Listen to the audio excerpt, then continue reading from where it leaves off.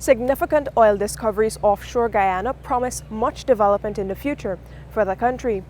But these discoveries are coming as many believe that oil production should be stopped given the ongoing climate crisis and how emissions from gas use contribute to the crisis. Even so, the Prime Minister of Belize, Briceño, says that circumstances should be different for small countries like Guyana in the Caribbean. Mr. Briceño, who's the outgoing chairman of the Caribbean Community, says that Guyana should be allowed to continue oil and gas exploration and production. They are the ones that have creating these problems. They have been the polluters. And then they would look at us and say, well, you now have to protect the environment for them.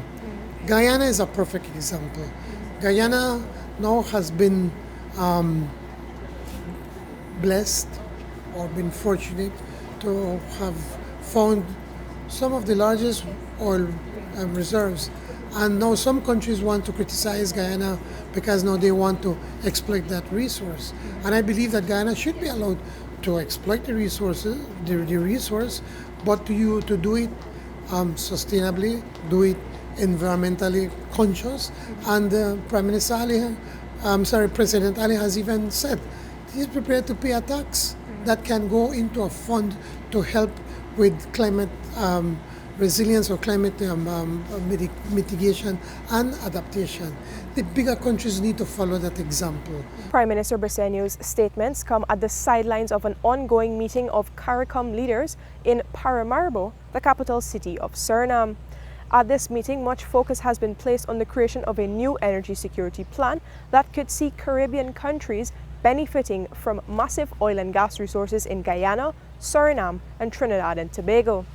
And here too, Prime Minister Briceño noted that these countries must be allowed to continue the production of oil and gas. We should be allowed to exploit our resources responsibly for the benefit of our people. Whenever I would have foreigners come to visit me in Belize and they're saying, well, you need to protect your environment, you need to protect your forest. And I said, of course we want to protect it, but pay us. We also want to live in a good house. We want a nice car. We want to live well just like them. They have destroyed their environment so that they can have a high standard of living. And now they want to look at us, look down on us and say, well, you can't do it because now we have to protect the environment.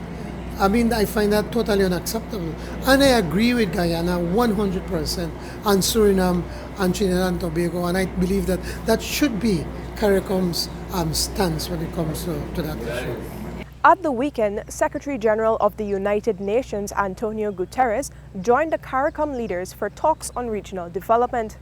And in response to questions from the newsroom, Mr. Guterres stated that while he is not an enthusiastic supporter of oil and gas production, he understands that countries, especially small developing countries, need to use those resources to fund their development.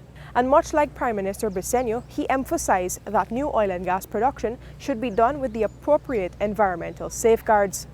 Reporting for the newsroom in Paramaribo, Suriname, I am Vishani Ragobeer.